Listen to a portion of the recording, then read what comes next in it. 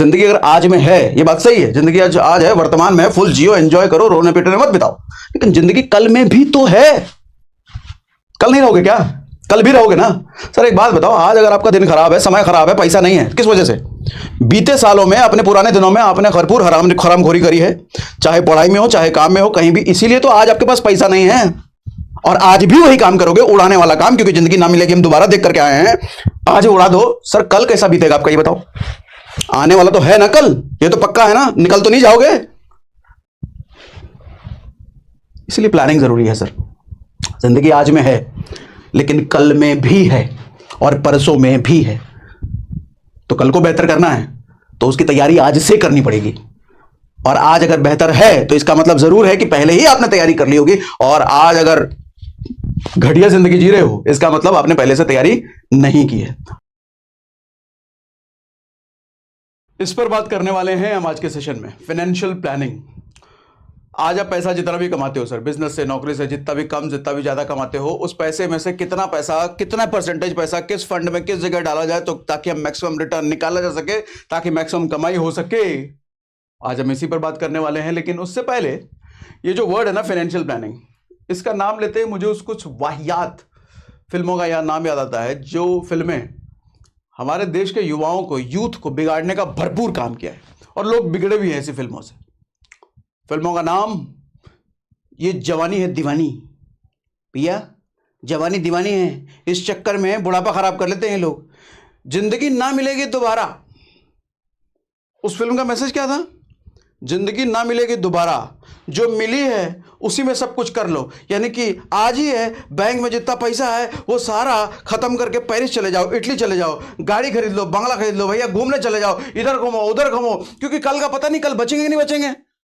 अरे भैया, वो अच्छा खासा ऋतिक रोशन वो फाइनेंशियल प्लानिंग कर रहा था, उन दो लौंडों ने मिलकर के उनको बिगाड़ दिया। सर ये जो स्टार होते हैं ना, रियल लाइफ में ऐसे नहीं होते, इनकी प्रॉपर फाइनेंशियल प्लानिंग होती है। जिंदगी ना मिलेगी दोबारा, ठीक है ना मिलेगी दोबारा, लेकिन जिंदगी एक दिन की थोड़ी है। 50-60 साल 70 साल जियोगे ना भैया। ये जो लोग कहते हैं ना जिंदगी आज में है, जिंदगी कल में नहीं है, सर झूठ बोलते हैं, बेवकूफ हैं, गधे हैं, इडियट है वो लोग। जिंदगी अगर आज में है, ये बात सही है, जिंदगी आज है, वर्तमान में है, फुल जियो, एंजॉय करो, रोने पीटने मत बिताओ। लेकिन जिंदगी कल में भी तो है। कल नहीं रहोगे क्या? कल भी रहोगे ना। सर एक बात बताओ, आज अगर आपका दिन खराब है, समय खराब है, पैसा नहीं है, किस वजह से? बीते सालों में, अपने पुराने दिनों में आपने भरपूर हरामखोरी करी है, चाहे पढ़ाई में हो, चाहे काम में हो, कहीं भी। इसीलिए तो आज आपके पास पैसा नहीं है। और आज भी वही काम करोगे, उड़ाने वाला काम, क्योंकि जिंदगी ना मिलेगी, हम दोबारा देख करके आए हैं। आज उड़ा दो। सर कल कैसा बीतेगा आपका, ये बताओ। आने वाला तो है ना कल, ये तो पक्का है ना, निकल तो नहीं जाओगे। इसलिए प्लानिंग जरूरी है सर। जिंदगी आज में है, लेकिन कल में भी है और परसों में भी है। तो कल को बेहतर करना है तो उसकी तैयारी आज से करनी पड़ेगी। और आज अगर बेहतर है तो इसका मतलब जरूर है कि पहले ही आपने तैयारी कर ली होगी। और आज अगर घटिया जिंदगी जी रहे हो, इसका मतलब आपने पहले से तैयारी नहीं की है। आज तैयारी कर लो, कल बेहतर हो जाएगा।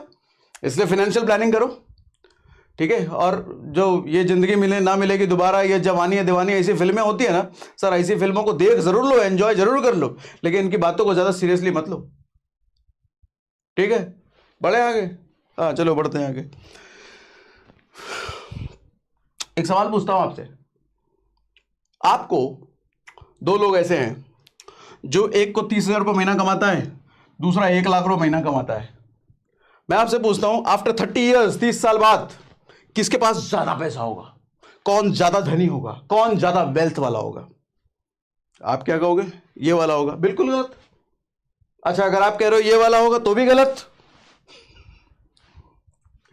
सर बात इस बात पर है, ये क्या बात हुई यार, बात इस बात पर है नहीं, मतलब मुद्दा ये है कि इन दोनों ने कितना कमाया, इससे फर्क नहीं पड़ता कि इनके पास आगे कितना पैसा बचेगा, कितने बड़े वेल्दी होंगे, कितने अमीर होंगे।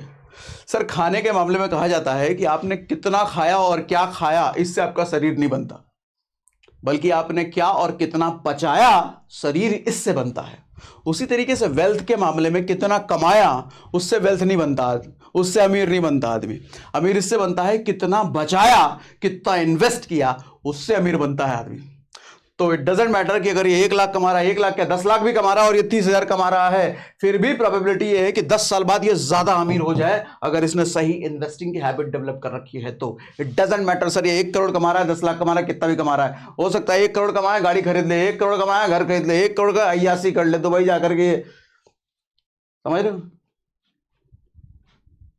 प्लानिंग इसीलिए जरूरी है जो आज हम बात करने वाले। मजे की बात यह है कि आज के सेशन में एक ऐसी चीज मैं आपको बताने वाला हूं जिससे फाइनेंशियल प्लानिंग आपका बहुत इजी हो जाएगा। ज्यादा कोई गणित गणात के चक्कर में ना फंसने वाला, किसी से सलाह मशवरा करने की जरूरत नहीं है। एक चीज ऐसी है जो कि आपका आज फाइनेंशियल प्लानिंग बहुत आसान कर देगा।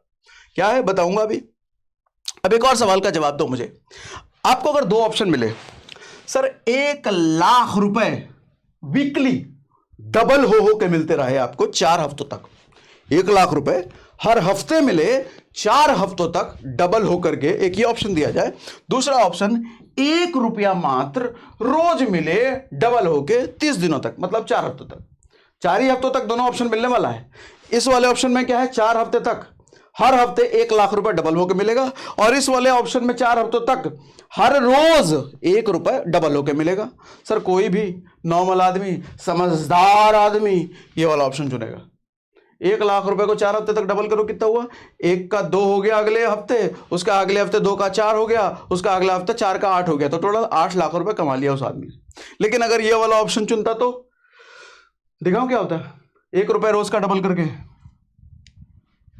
सर ये होता फिर, सर पहले दिन तो 1 रुपए, दूसरे दिन 2 रुपए, तीसरे दिन 4 रुपए, 10वें दिन 512 रुपए, 20वें दिन 5,24,288 रुपए, 25वें दिन 1,67,77,216 रुपए, और 30वें दिन 53,68,70,912 रुपए। और अगर ये गलती से एक और दिन मिल जाता, सिर्फ एक और दिन, बस एक और दिन, तो ये 100 करोड़ का आंकड़ा पार था।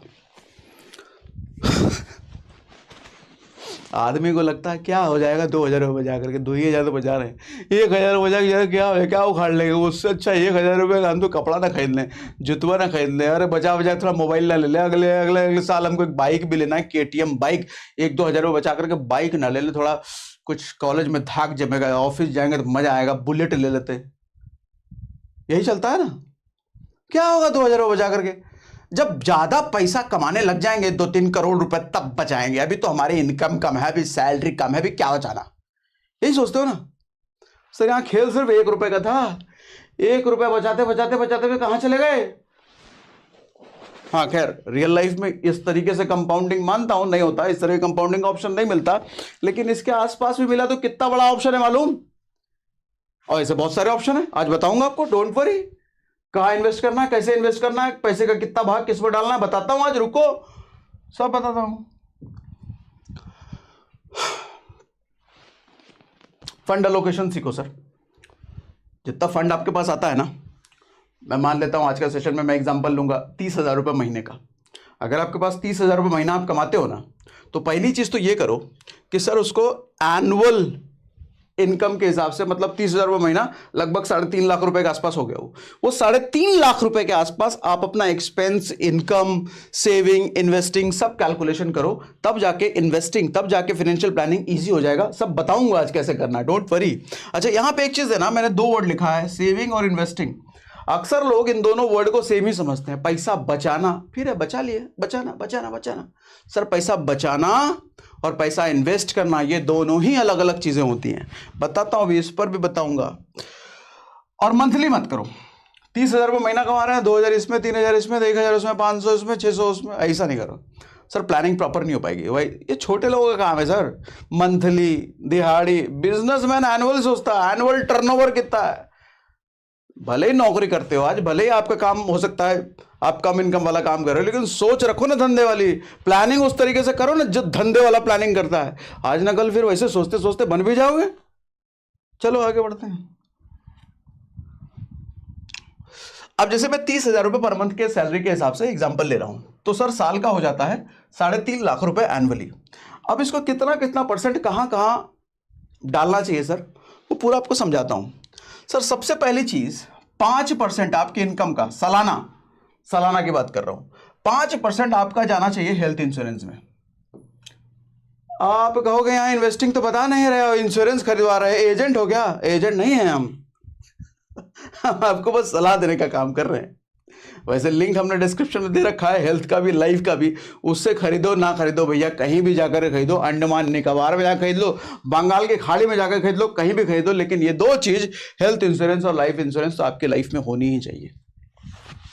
कोविड में देखे ना, स्वस्थ आदमी कुछ नहीं है, निपट गया। आदमी चलते फिरते रोड पर निपट जाता है। वो भी कुछ दिनों पहले गाजियाबाद में हुआ था ना एक्सीडेंट, पूरी की पूरी फैमिली अपनी गाड़ी से सुबह सुबह 7 बजे NH24 से गुजर रही थी, सामने से एक स्कूल बस आकर के उड़ा दिया। भाई सोचा भी होगा कि पूरी की पूरी फैमिली एक साथ निपट जाएगी? सर ना जिंदगी का कोई भरोसा, ना स्वास्थ्य का कोई भरोसा। अच्छे खासे हेल्दी आदमी रोज जो जिम करता है उसको हार्ट अटैक आ जाता है, जो रनिंग कर रहा है इतने सालों से मैराथन दौड़ रहा है वो हार्ट अटैक से मर जाता है, और आप तो कर भी नहीं रहे हो, आपको लगता है कुछ नहीं होगा। सर अगर हेल्थ पे आफत आई तो ये हेल्थ इंश्योरेंस बचा लेगा, लाइफ पे आफत आई तो लाइफ इंश्योरेंस बचा लेगा। लाइफ से रिलेटेड एक अपने पापा की स्टोरी सुनाऊं आपको। मेरे पापा का देहांत कैसे हुआ था, शायद मैंने आज से पहले कभी बताया नहीं, बता देता हूं। देखो जितनी जिंदगी कितनी अनसर्टेन है, मैंने तो अपने पापा की डेथ से सीखा कितनी अनसर्टेन है, किस किस तरीके से इंसान मर सकता है, ये समझो जरा। होता ये है कि मेरे पापा जो है हाईवे से जा रहे होते हैं बाइक से, स्प्लेंडर बाइक थी उस टाइम पे उनके पास, और मेरी उम्र उस टाइम पे 22 साल थी जब मैं जॉब किया करता था, मेरी पहली ही जॉब लगी थी। स्प्लेंडर बाइक से जा रहे थे, बारिश होने लग गई तो हाईवे के बगल में रोका उन्होंने, और वहीं पर थोड़ी दूर में मंदिर था, छोटा सा मंदिर। वहाँ मंदिर में जाकर के उन्होंने बारिश से बचने का आश्रय ले लिया। बहुत सारे लोग और भी रुके हुए थे उस मंदिर में। इतने में क्या होता है कि एक ऐसा ट्रक उधर से गुजर रहा होता है जिसका ब्रेक फेल होता है और वो उस मंदिर को उड़ाता हुआ चला जाता है। जितने भी लोग उस मंदिर में होते हैं कोई भी नहीं बचता, उसमें मेरे पिताजी भी थे। सोच सकते हो सर, मौत ऐसे भी होती है। सब कुछ ठीक है, बाइक से जा रहे हैं, काम चल रहा है, बारे बारिश हो रही है, मंदिर रुक लेते हैं, और किसी ने को सोचा हो कोई ऐसा ट्रक आएगा जो कि उसी मंदिर को उड़ा के चला जाएगा। जिंदगी इतनी अनसर्टेन है सर। और उसके बाद हुआ क्या, अब मेरी पहली जॉब लगी थी उस समय, तो मैं तो किसी तरीके से अपना ही गुजारा कर पा रहा था। अब ऊपर से मेरी माँ भी, मेरी छोटी बहन भी जो पापा के साथ उस वक्त रह रहे थे, तो उनका सब कुछ पापा ही देख रहे थे। एक बड़ी बहन है, उनकी शादी पापा कर चुके थे। अब चूंकि मैं अपना ही खर्चा अच्छे से नहीं चला पा रहा था, अब माँ और छोटी बहन की भी रिस्पॉन्सिबिलिटी आ गई। सर कैसे चलाऊंगा मैं, मुश्किल हो गया ना। लेकिन इस समय पापा का लाइफ इंश्योरेंस काम आया। उस लाइफ इंश्योरेंस की वजह से जो अच्छा खासा अमाउंट मिला ना सर, जिंदगी बहुत हद तक क्या मतलब बहुत सालों तक आराम से चली। उस बीच हमने भी मेहनत करके अपनी इनकम बढ़ाई, लेकिन समय मिल गया ना खुद पर काम करने का, समय मिल गया ना और इनकम बढ़ाने का। सोचो अगर वो ना मिला होता, अचानक से जिंदगी कितनी तितर बितर हो जाती। कोई भरोसा नहीं सर, हेल्थ शरीर का कोई भरोसा नहीं है। आपकी जिंदगी में क्या लिखा हुआ है कुछ नहीं, किसी का नहीं भरोसा। इसलिए लाइफ को इतना ग्रांटेड मत लो। ग्रांटेड, हम तो अभी 70 साल तक आए भी, हमको क्या होगा, अरे वो मर गया ना, हम थोड़ी मरेंगे। अरे चिरंजीवी हो कि अमृत पी के आए हो। अब आगे बढ़ते हैं। 5% सर आपका हेल्थ इंश्योरेंस में जाना चाहिए। साल का मतलब 17,500 रुपए साल का, 3.5 लाख रुपए इनकम है सर, 17,500 आपके हेल्थ इंश्योरेंस का प्रीमियम जाना चाहिए। 3% आपका जाना चाहिए सर लाइफ में, लाइफ इंश्योरेंस में 10,500 रुपए बनता है ये साल का, ठीक है। अच्छा इसीलिए मैंने महीने में नहीं लिया, अगर महीना लेता तो ये कैलकुलेशन मुश्किल हो जाता, क्योंकि ये प्रीमियम तो साल का एक बार जाता है ना। तो इसीलिए आपकी प्लानिंग हमेशा साल की होनी चाहिए, इजी हो जाएगा कैलकुलेट करना, नहीं तो कंफ्यूज रहोगे। 10% सर आपका जाना चाहिए इन्वेस्टिंग में। 10% कहां इन्वेस्ट करना है बताऊंगा। इन्वेस्टिंग में 10% का महीना कहने का मतलब हुआ 35,000 रुपए एनुअली और 3,000 रुपए पर मंथ। अगर आपका 3.5 लाख रुपए एनुअल इनकम है, अगर आपकी 30,000 रुपए की महीने की इनकम है, अगर 25 है तो इस हिसाब से डिसाइड कर लेना कितना आता है, 20 है, 50 है, लाख है, जितना भी है, परसेंटेज मैंने लिख दिया है, तो इस परसेंटेज के हिसाब से आपका होना चाहिए भैया। 5% का ऐसा फंड होना चाहिए जिससे आप इमरजेंसी फंड क्रिएट कर रहे हो। ये इमरजेंसी फंड किस लिए होता है? जिंदगी जैसे हमने बताया अनसर्टेन है, जरूरी नहीं है कि हॉस्पिटलाइज होने की नौबत हो जाए, जरूरी नहीं है कि जिंदगी ही चली जाए। सर इन दोनों केसेस में तो आपको जिंदगी गई तो लाइफ इंश्योरेंस काम आ जाएगा, हॉस्पिटलाइज हुए तो हेल्थ इंश्योरेंस काम आ जाएगा। लेकिन कई बार ऐसी दिक्कतें आती हैं जब कुछ शरीर भी ठीक है, जिंदगी भी ठीक है, लेकिन पैसे की बहुत अर्जेंट जरूरत हो जाती है, वहां पर ये फंड काम आता है। सर ये लिक्विड फंड काइंड ऑफ समझ लो, कभी भी हम इसको विड्रॉ कर सके, कभी भी निकाल सके, एक ऐसा फंड हमेशा ही आपके पास होना चाहिए। ठीक है, कैसे कैसे मैनेज करेंगे, कहां कहां जाकर के ये फंड क्रिएट करेंगे, आओ समझाता हूं। सर 17,500 ये होना चाहिए इमरजेंसी फंड, जैसा मैंने 5% बताया, तो 1,500 रुपए महीने का आपका इसमें जाना चाहिए अगर आपकी 30,000 रुपए महीने की इनकम है तो। अब आगे बढ़ते हैं। नाउ सर 2% ना चैरिटी के लिए भी रखो। हमने 25% की बात करी है, तो 2% चैरिटी के लिए भी रखो। चैरिटी क्या होता है? 2% चैरिटी का मतलब 7,000 रुपये एनुअली होता है, पूरे साल का 7,000 रुपये। अगर 30,000 रुपये महीना कमा रहे हो, 3.5 लाख रुपए साल का कमा रहे हो, तो 7,000 रुपये चैरिटी के लिए निकाल सकते हैं। चैरिटी मतलब क्या? थोड़ा जान पुण्य का काम कर लो, किसी भूखे का पेट भर दो, किसी प्यासे को पानी पिला दो, किसी बेघर को घर दिला दो, किसी अनपढ़ को पढ़ने लिखने का जुगाड़ कर दो। सर ये वो चीज़ें हैं ना जिसका हिसाब किताब आपको नहीं रखना चाहिए। हालांकि मैं भी अपनी इनकम का एक अच्छा खासा इसमें डालता हूं, लेकिन बताने में मैं इंटरेस्टेड नहीं हूं कि मुझे ये बताना चाहिए, शेयर करना चाहिए, वो अलग चीज़ें हैं, वो दिल से होती है सर। बट इसका फल ना आपको ऊपर वाला किसी न किसी रूप में देता है। ये आपके पुण्यों में कैलकुलेट होता है। आपकी क्रेडिबिलिटी धरती पर नहीं ऊपर वाले की नज़रों में बढ़ती है। दरअसल देखो, ऊपर वाले ना ये जो दुनिया बनाई है, ये दुनिया में हर किसी की अपनी अपनी रिस्पॉन्सिबिलिटी है, पर्सनल लाइफ के लिए, अपनी फैमिली के लिए। लेकिन उसके बियॉन्ड भी अगर आप कुछ करते हो तो समझ लो ऊपर वाले को के लिए आप, ऊपर वाले ने जो आपको रिस्पॉन्सिबिलिटी दे रही है, दे रखा है, उस रिस्पॉन्सिबिलिटी से थोड़ा आगे बढ़ करके आप कर रहे हो। तो इसका फल अगर आप ऐसा कर रहे हो तो ऊपर वाला आज ना कल हो सकता है उस फल का आपको, उस कर्म का फल भी आपको दे। हालांकि ऐसे कामों का रिजल्ट एक्सपेक्ट करके ऐसे काम नहीं करने चाहिए। ये जस्ट दिल से होता है सर, और बहुत अच्छा लगता है ऐसा। कभी करोगे ना, कभी आप देखना किसी अंधे आदमी को रोड अगर आप क्रॉस करा दो, दिल से खुशी होगी। कोई भूखा बच्चा अगर रेड लाइट पर भीख मांग रहा है, उसको बगल के किसी स्टॉल में ले जाकर के खाना खिला दो, दिल से खुशी होगी, बहुत अच्छा लगता है। तो साल का इसके लिए भी 2% मेरे हिसाब से होना चाहिए। ठीक है, टोटल 25% हो गया सर आपको सिक्योर फ्यूचर सिक्योर करने के लिए। टोटल 25% आपकी इनकम सालाना जाना चाहिए। मैनुअल की बात करो तो 87,500 हो गया। महीने की बात करो तो 7,300 रुपए महीना। अगर आप 30,000 रुपए कमा रहे हो तो 7,300 रुपए महीना, इतना तो फ्यूचर को सिक्योर करने के लिए करना चाहिए आपको। ठीक है, 22,700 रुपए आपका एक्सपेंस अपना घर लेकर के जाओ। जैसे 30,000 की सैलरी में 22,700 रुपये अपना घर का, भैया खाना पीना, स्कूल फिस्कूल रहना, वो सब चीज़ें आप 22,700 में करना है। मान लेना है आपको कि इतनी ही इनकम है, बाकी आपके फ्यूचर सिक्योर करने में जाना चाहिए सर। ये होती है फाइनेंशियल प्लानिंग। अब कहाँ करना है ध्यान से समझो। नाउ अब सवाल उठता है वेयर टू इन्वेस्ट। इन्वेस्ट करें कहाँ? आपने बोल तो दिया कि इन्वेस्ट करो 10%, 5%, हेल्थ और टर्म बेच भी दिया आप, लेकिन ये इन्वेस्ट करना कहाँ है तो बताया नहीं। ये बता देते हैं, रुको, लो भैया पूरा बही खाता बना के लाए हैं, पूरा चार्ट बना करके लाए हैं आपके पास।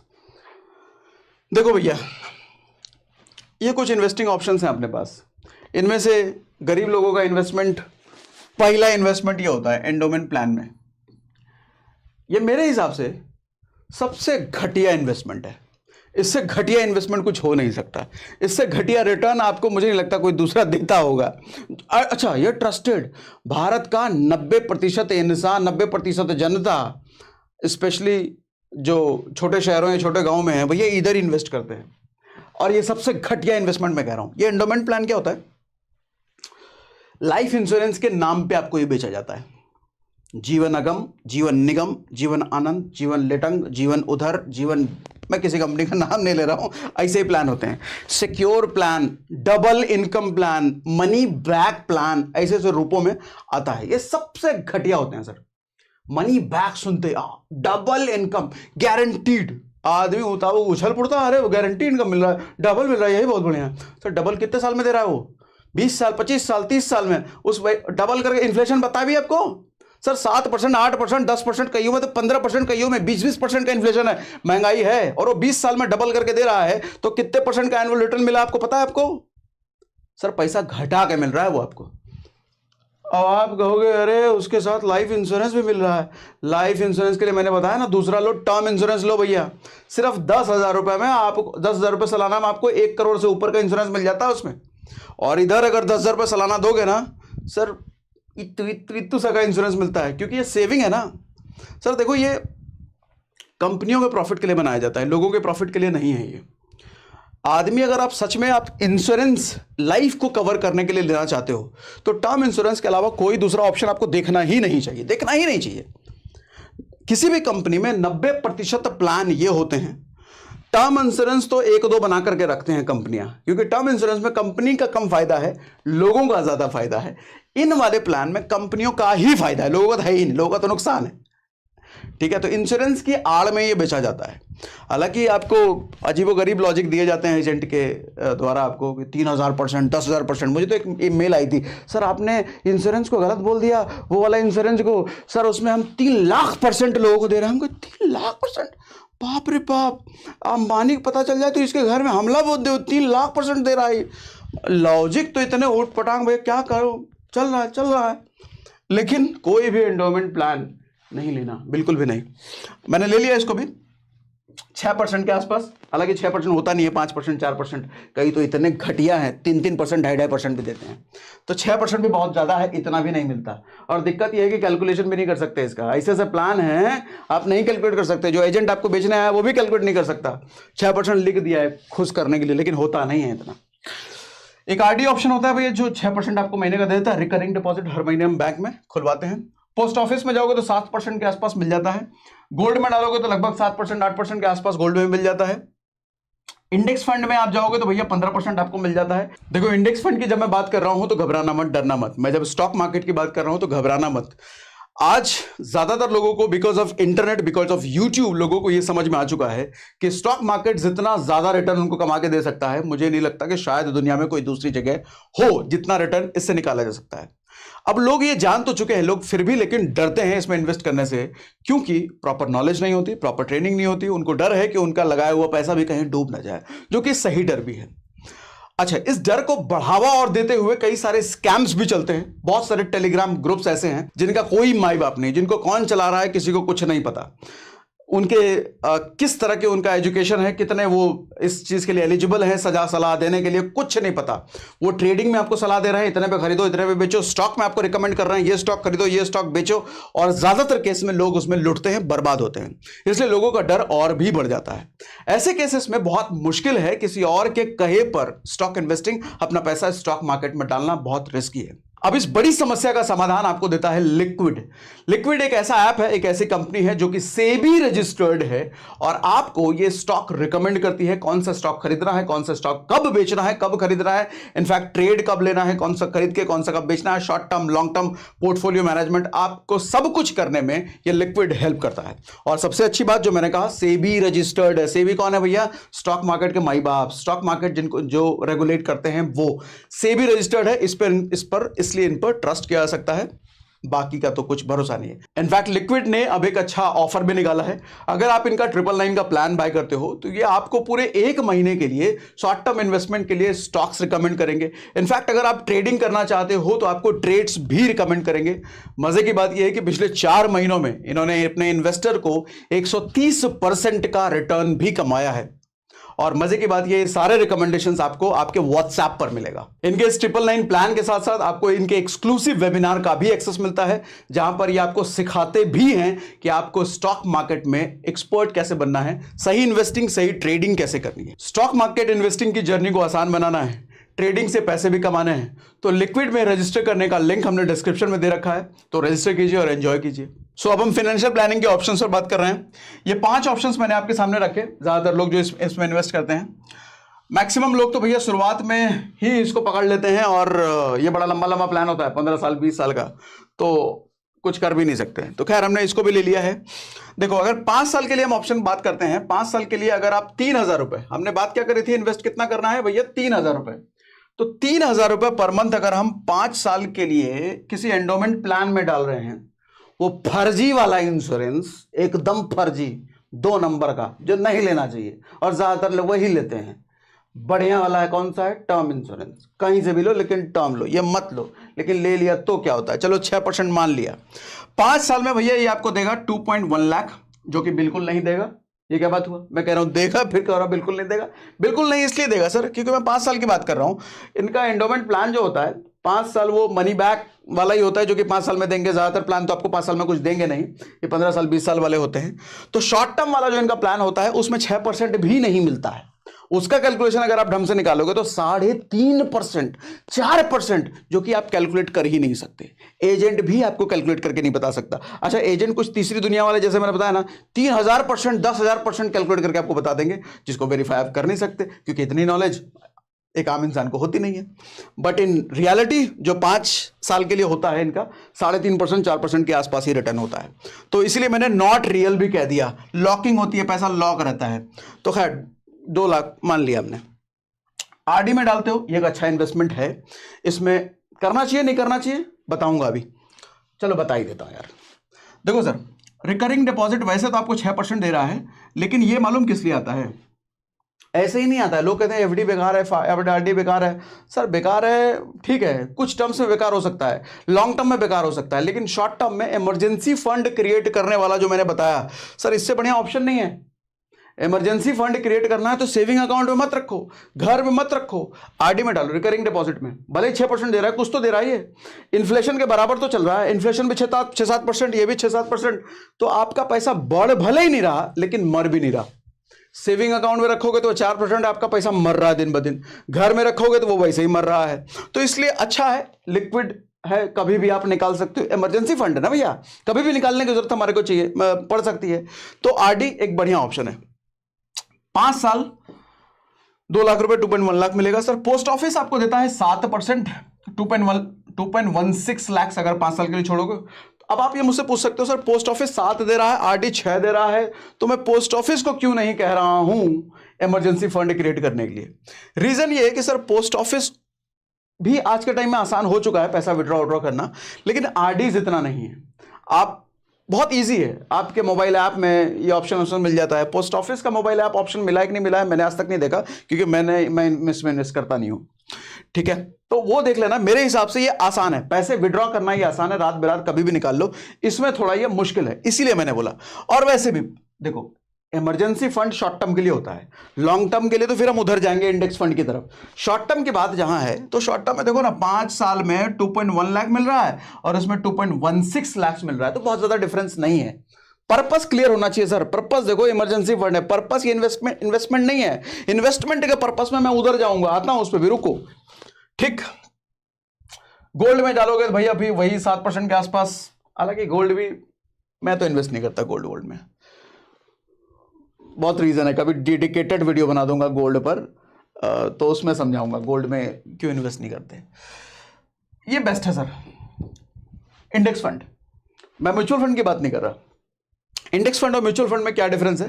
म्यूचुअल फंड एक एक्टिव इन्वेस्टमेंट होता है और ये एक पैसिव इन्वेस्टमेंट होता है। क्या फर्क है? ये क्या नाम ले लिया भैया, एक्टिव पैसिव, ये क्या होता है बताता हूं सर। म्यूचुअल फंड में अलग अलग कंपनियों के स्टॉक्स को चुना जाता है। वो एक्सपर्ट्स होते हैं म्यूचुअल फंड मैनेजर, जो कि चूज करते हैं। आप उन कंपनियों को अपना पैसा देते हो, वो डिसाइड करते हैं किस किस कंपनी में पैसा डालना है। तो वो जब डिसाइड कर रहे हैं तो रिस्क भी एसोसिएट हो गया। वो जो डिसाइड कर रहे हैं, अगर कंपनी अच्छा परफॉर्म नहीं करी तो हमारा पैसा डाउन जाएगा। लेकिन यहां पर कोई चूज नहीं करता कि कौन सी कंपनी में इन्वेस्ट करना है, कोई चूज नहीं करता, तो कहां चला जाएगा पैसा? सर इंडेक्स है ना, इंडेक्स का मतलब भारत की टॉप की 50 कंपनी। निफ्टी में भारत की टॉप की 50 कंपनी, टॉप की। अब देखो, ये टॉप की 50 कंपनियों का मतलब क्या समझ रहे हो आप? सर बैंक की बात करो तो एचडीएफसी, एसबीआई, आप अगर ज्वेलरी की बात करो तो टाटा, आप अगर वो रिलायंस की बात कर लो, एफएमसीजी की बात कर लो, ब्रिटानिया। ये सब कंपनियां किस तरह की हैं सर? ये सब कंपनियां आपको लगता है कि भाई डूबेंगी? सर अगर ये कंपनियां डूबने पर आई ना, तो मतलब इकोनॉमी हिल जाएगी, समझ लो। भारत की इकोनॉमी का एक बड़ा हिस्सा इनकी वजह से है। तो हाँ, उतार चढ़ाव सब कंपनी में आते हैं, कितनी भी बड़ी कंपनी हो उतार चढ़ाव तो सब में आएगा, ऊपर नीचे सबसे चलेगा। लेकिन 10 साल 5 साल का ग्राफ अगर देखोगे तो ये कंपनियां ग्रोइंग होती हैं और बहुत बड़ी बड़ी कंपनियां हैं। तो इंडेक्स का मतलब क्या, इन बड़ी बड़ी कंपनियों में इन्वेस्टमेंट। हाँ, ये हो सकता है कि मैंने 15% लिखा है तो हो सकता है 14 मिल जाए, 13 मिल जाए, या ये भी हो सकता है कि 15 का 17 मिल जाए, 18 मिल जाए, ये भी हो सकता है। लेकिन ऐसा कभी नहीं होगा कि 15 का 5 मिल जाए, 15 का 0 हो गया। सर इंडेक्स की बात कर रहा हूं, टॉप कंपनियां हैं वो। तो लोग पूछ देते हैं ना, सर ये सब तो सिक्योर हैं, सेफ हैं, ये कितना सेफ है, ये कितना सिक्योर है। सर ये भी सेफ है, ये भी सिक्योर है अगर लॉन्ग टर्म में जा रहे हो तो। शॉर्ट टर्म में मान सकता हूं, आपने एचडीएफसी बैंक में इन्वेस्ट कर लिया, टाइटन ज्वेलरी में इन्वेस्ट कर लिया, या ब्रिटानिया में इन्वेस्ट कर लिया, अभी आपने 1 लाख रुपए डाला, अगले साल हो सकता है आपका 1 लाख रुपए से कम 80,000 या 90,000 आ जाए, मान सकता हूं, होता है, बिल्कुल होगा। हर कंपनी में उतार चढ़ाव तो होता है। लेकिन लॉन्ग टर्म में 10 साल 15 साल 20 साल का जब आप हॉरिजॉन लोगे सर, ऐसा कभी नहीं होगा कि आज आपका 1 लाख है और 20 साल बाद भी 1 लाख या 80, हो ही नहीं सकता। इतनी बड़ी बड़ी कंपनियां हैं, ये ग्रो करेंगी। सर आज का 1 लाख, 1.5 लाख, 2 लाख, 3 लाख, 5 लाख, उससे कहीं ज्यादा होता है। पिछला 20 साल का रिकॉर्ड उठा करके देख लो ना किसी भी इंडेक्स वाली कंपनी का। गूगल में लिखो टॉप 50 कंपनी ऑफ निफ्टी 50, पूरी कंपनी की आपको लिस्ट मिल जाएगी। उस कंपनियों का पिछला 10 साल 15 साल 20 साल का ग्राफ उठा करके देख लो, समझ में आ जाएगा। ठीक है, तो अब हम बात करते हैं 10 साल का। 10 साल अगर इस वाले प्लान में जाते हो भैया, 4.94 ये आपको दे रहा है। आरडी आपको देता है 4.94, क्योंकि 6 हमने दोनों में लिया है, इसमें तो मिलेगा ही नहीं ना, जो मैंने पहले बता दिया, लिख दिया है संतुष्ट करने के लिए। पोस्ट ऑफिस आपको देता है 5 लाख रुपए, गोल्ड आपको भी 5.2 देता है। इंडेक्स फंड में अगर आप जाओगे 15% के हिसाब से मैंने लिया है तो 8.36 लाख आपको मिल जाता है। सर 20 साल के लिए अगर आप जाते हो तो ये आपको 14 लाख देता है, ये भी आपको 14 लाख देता है, ये आपको 15.7 देता है, ये भी आपको 15.7 लाख देता है, और ये देता है 45 लाख। सर 30 साल के लिए अगर आप जाते हो तो ये आपको देगा 30 लाख रुपए, ये आपको देगा 30 लाख रुपए, ये आपको देगा 36 लाख रुपए, ये आपको देगा 36 लाख रुपए, लेकिन ये देगा 2 करोड़। 7 और 15 में कितने का डिफरेंस, डबल के परसेंटेज का। लेकिन रिटर्न में देखो 36 और 2 करोड़, डबल नहीं है सर, बहुत ही ज्यादा है। ये खेल है लंबे समय तक इन्वेस्टिंग का, ये खेल है कंपाउंडिंग का, जिसका फायदा आपको लंबे समय में ही मिलता है, शॉर्ट टर्म में नहीं मिल सकता। ठीक, 40 साल के लिए अगर आप जाते हो तो यहां मिलेगा आपको 60 लाख, यहां भी मिलेगा 60 लाख, यहां आपको 79 लाख, यहां 79 लाख, लेकिन यहां 9.7 करोड़। सर यहां 5 गुने का डिफरेंस था, लेकिन यहां देखो कितने गुने का डिफरेंस हो गया। इसको 5 साल और बढ़ा दोगे तो और बड़ा डिफरेंस हो जाएगा। लॉन्ग टर्म इन्वेस्टिंग, जैसा मैंने पहले बताया, कितना परसेंट मैंने लिया था, एक बार फिर से रिपीट कर दूं क्या, कहां चला गया। हाँ सर, 10% आपकी इन्वेस्टिंग होनी चाहिए और 5% आपका इमरजेंसी फंड होना चाहिए। ठीक है, अब वापस हम पहले जाते हैं उधर।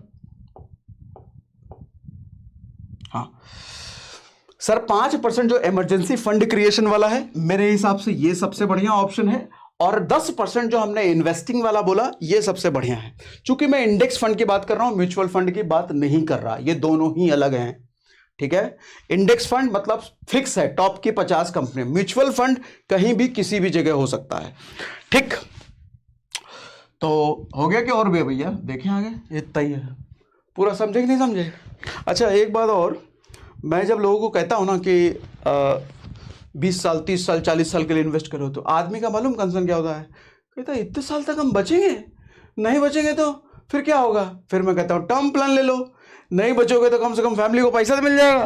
बोलो टर्म प्लान में क्या, पैसा तो रिटर्न मिलता ही नहीं है, तो अगर नहीं मरे तो पैसा रिटर्न नहीं मिलेगा। हाँ, बड़े हरामखोर आदमी हो तुम यार, तुमको कह रहे हैं तुम मर गए तो इधर ये मिल जाएगा, नहीं मरे तो उधर से मिल जाएगा, तुमको दोनों में कंसर्न है। सर लॉन्ग टर्म इन्वेस्टिंग, थोड़ा पॉजिटिव सोचिए, जिंदा रह गए तो ये काम आएगा, जिंदा नहीं रहे तो टर्म प्लान काम आएगा। दोनों रखिए, दोनों में से एक नहीं, दोनों रखना जरूरी है। तो आज के सेशन में मजा आया कि नहीं, आपको सीखने को मिला कि नहीं, मुझे जरा कमेंट बॉक्स में बताइए। क्या क्या मैं बोले जा रहा हूँ, कमेंट बॉक्स में पढ़ाइए नहीं बताइए, पढ़ूंगा तो मैं। और लिक्विड में अगर रजिस्टर करना है तो डिस्क्रिप्शन में हमने लिंक दे रखा है, लिक्विड का भी, स्टॉक मार्केट की जर्नी को आसान बनाने वाला काम, याद है, डिटेल बताया, डिस्क्रिप्शन में है वो डिटेल। कमेंट आपके मैं सारे पढ़ता हूँ। देखो भैया एकदम बिल्कुल सही बात है। एक एक कमेंट मैं पढ़ता हूं, चाहे वीडियो 20 दिन पुराना या 2 महीना पुराना 3 महीने पुराना भी हो जाए, फिर भी मैं एक एक कमेंट पढ़ता हूं। हाँ ये बात है कि मैं जवाब नहीं दे पाता, लेकिन पढ़ता हर कमेंट हूं। इसीलिए आपका जो भी सवाल हो, कुछ फीडबैक हो, मजा आया वीडियो देख करके तो ये भी बताओ कि मजा आ गया, लिख के बताओ जल्दी।